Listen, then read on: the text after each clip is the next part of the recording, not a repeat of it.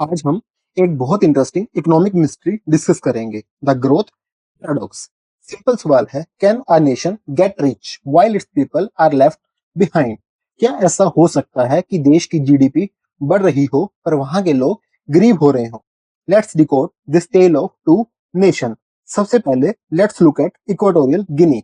On paper ये एक upper middle income country है। इसका मतलब डाटा देखकर लगेगा कि ये देश बहुत अमीर है, लेकिन रियलिटी कुछ और है। इनकी जीएनआई पर कैपिटा $16,000 से ऊपर है, जो काफी अच्छी है, बट इनका human development index rank 144th है।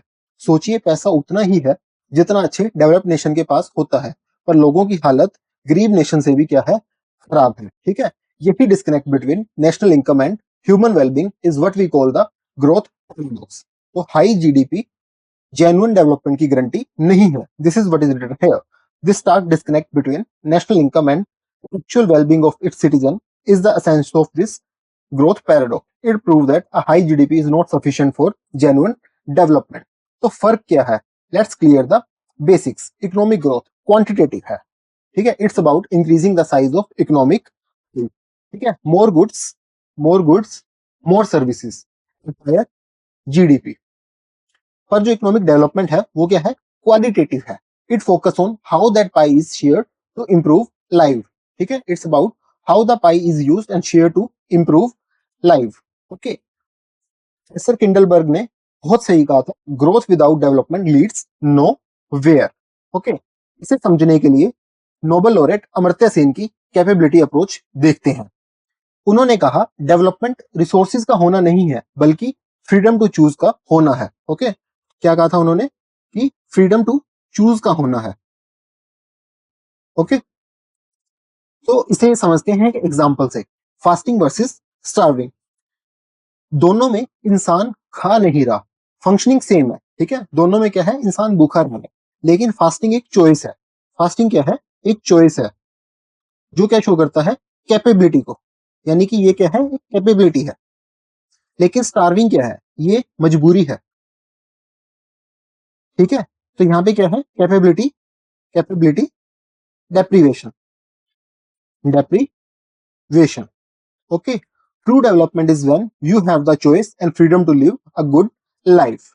ह्यूमन डेवलपमेंट इंडेक्स, तो हम जो जीडीपी है सिर्फ उसे नहीं, किसे देखते हैं, एचडीआई को देखते हैं। ये तीन चीजें मेजर करता है, जो एचडीआई है वो तीन चीजें मेजर करता है। First is long and healthy life, indicator क्या है, life expectancy at birth. Second is access to knowledge, indicator क्या है, mean year of schooling and expected year of schooling. Third is decent standard of living, indicator is gross national per capita, gross national income per capita. ये holistic picture देता है, सिर्फ economic output नहीं। Okay, so Nigeria rapid growth. तो अगर हम Nigeria की तरफ देखते हैं तो सिंस 1999 नाइजीरिया दुनिया की फास्टेस्ट ग्रोइंग इकोनॉमीज में से एक रहा है। Since 1999 Nigeria has been one of the fastest growing economies in the world with consistent high growth rate of about 6% से 8%। ग्राफ देखिए, ग्रोथ रेट कंसिस्टेंटली 6% से 8% रही है। डाटा देखकर लगेगा कि नाइजीरिया तो सुपर सक्सेस स्टोरी है। ओके, यहाँ ग्राफ देखिए, आपको दिख के लगेगा कि सुपर सक्सेस स्टोरी है, पर ग्राउंड रियलिटी शॉकिंग है। डिकेड्स ऑफ ग्रोथ के बाद भी पॉवर्टी कम नहीं हुई। इसे हम जॉबलेस ग्रोथ कहते हैं। क्या कहते हैं इसे हम, जॉबलेस ग्रोथ कहते हैं। इकोनॉमी बढ़ रही है पर जॉब्स क्रिएट नहीं हो रहे। ग्राफ में देखिए, poverty gap, poverty gap blue line नीचे नहीं आई। ठीक है, पॉवर्टी गैप यानी कि जो ब्लू लाइन है वो क्या शो कर रही है, नीचे नहीं आई। जबकि मलेशिया की ऑरेंज लाइन, ऑरेंज लाइन को देखो, इसने क्या किया, पॉवर्टी को खत्म कर दिया। ठीक है, ऐसा क्यों हुआ? फर्स्ट इज, रीजन क्या थे कि जो हमारी इकोनॉमी है, फर्स्ट इज जो नाइजीरिया की इकोनॉमी थी वो किसके ऊपर डिपेंडेंट थी, ऑयल के ऊपर। ठीक है, जो नाइजीरिया की ग्रोथ प्रोडक्टिविटी से नहीं हुई, बल्कि किससे हुई, ग्लोबल क्रूड ऑयल प्राइसेस से चलती है। ठीक है, जो नाइजीरिया की ग्रोथ प्रोडक्टिविटी से नहीं, बल्कि ग्लोबल क्रूड ऑयल प्राइसेस से चलती है। जब ऑयल महंगा होता है, जीडीपी बढ़ती है। जब ऑयल सस्ता होता है, इकोनॉमी क्रैश करती है। गवर्नमेंट के कंट्रोल है ही नहीं रेवेन्यू के ऊपर। ओके, सो सेकंड इज, जो सेकंड रीजन है, that is sectoral imbalance. Agriculture जहां सबसे ज्यादा लोग काम करते हैं, उसका शेयर 63% से गिरकर 21% रह गया। ठीक है, कितना रह गया 21%। मैन्युफैक्चरिंग भी क्या है, स्टैग्नेंट है। मैन्युफैक्चरिंग इंडस्ट्री क्या है, स्टैग्नेंट है। ग्रोथ हुई पर वो ग्रोथ सेक्टर्स में नहीं हुई जहां आम आदमी काम करता है। So this is not inclusive growth. Okay, अगर हम नाइजीरिया को कंपेयर करते हैं मलेशिया से, तो 1970s में दोनों नेशंस ऑलमोस्ट सेम लेवल पर स्टार्ट हुए थे। पर जो आज जमीन आसमान का फर्क है, लेट्स एनालाइज द 5 की ड्राइवर्स जो मलेशिया को आगे ले गए। पहला है कैपिटल। ओके, कैपिटल एक्यूमुलेशन, तो मतलब कि investment in factories, machinery and infrastructure. Graph देखिए, अर्ली 1980s से मलेशिया ने हैवी इन्वेस्टमेंट किया, ऑरेंज लाइन को देखिए, जबकि नाइजीरिया फ्लैट रह गया। ठीक है, नाइजीरिया क्या है, फ्लैट रह गया। बिना फिजिकल कैपिटल के आप लोग लॉन्ग टर्म ग्रो नहीं कर सकते। Second driver is financial deepening. क्या बिजनेसेस को लोन मिल रहा है? मलेशिया में domestic credit is 143% of GDP.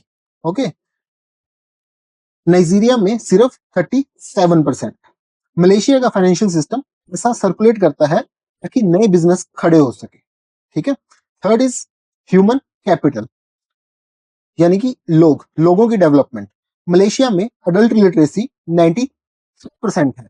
Nigeria का डाटा ही अनरिलायबल है। ठीक है, मलेशिया ने 2005 तक प्राइमरी स्कूल कंप्लीशन यूनिवर्सल कर लिया।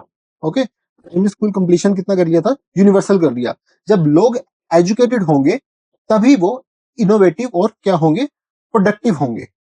नेक्स्ट इज ह्यूमन कैपिटल का ड्राइवर जो हम देखते हैं, दैट इज हेल्थ। ठीक है, हेल्थ में भी सेम कहानी है। लाइफ एक्सपेक्टेंसी मलेशिया की 74 ईयर्स, नाइजीरिया 52 ईयर्स। नाइजीरिया में लोग अपनी पॉकेट से हेल्थ के लिए पे करते हैं। This is weak public system, जबकि मलेशिया में सिस्टम क्या है, काफी ज्यादा स्ट्रॉन्ग है। Driver four is technology. Malaysia ने सिर्फ चीजें उगाई नहीं, उन्हें बनाया। ठीक है, यानी कि क्या किया, टेक्नोलॉजिकल बनाया। हाईटेक एक्सपोर्ट, मलेशिया के एक्सपोर्ट में 60% हाई टेक्नोलॉजिकल गुड्स हैं, नाइजीरिया में less than 13%। Okay, patent application देखिए, मलेशिया का ग्राफ जो है वो स्काई हाई है। दिस शोज की इनोवेशंस क्या है वहां पे बहुत ज्यादा हाई है। Driver 5 is institution. लास्ट, इसको हम कह सकते हैं कि last driver but not the least. Business करना कहाँ आसान है? नाइजीरिया में 44.8% फर्म्स कहती हैं करप्शन क्या है, मेजर प्रॉब्लम है। लेकिन मलेशिया में सिर्फ 16%। ओके, इलेक्ट्रिसिटी की बात करें, नाइजीरिया में महीने में 32 बार लाइट जाती है। ठीक है, मलेशिया में सिर्फ एक बार। ओके, तो वीक इंफ्रास्ट्रक्चर और करप्शन क्या है, डेवलपमेंट पे क्या करते हैं, ब्रेक लगाते हैं। तो लेसन क्या है, सिर्फ pace, how fast GDP growth, ये मैटर नहीं करता।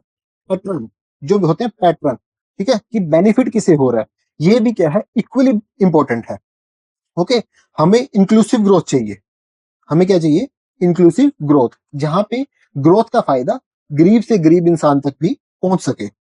growth that is both rapid and broad based, allowing a wide section of population to participate in and benefit from the process।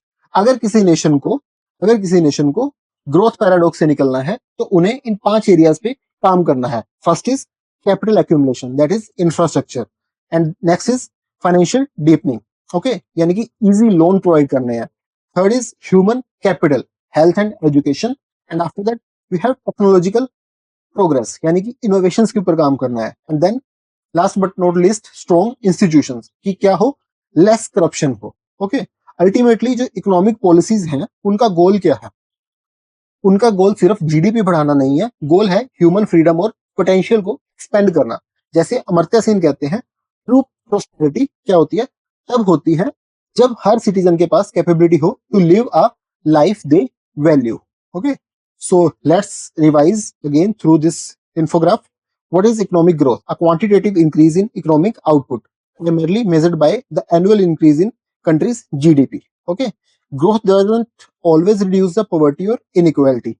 High growth हो रही है, high growth can occur without benefiting the broader population, paradox known as the growth without development. Example, Nigeria का oil boom.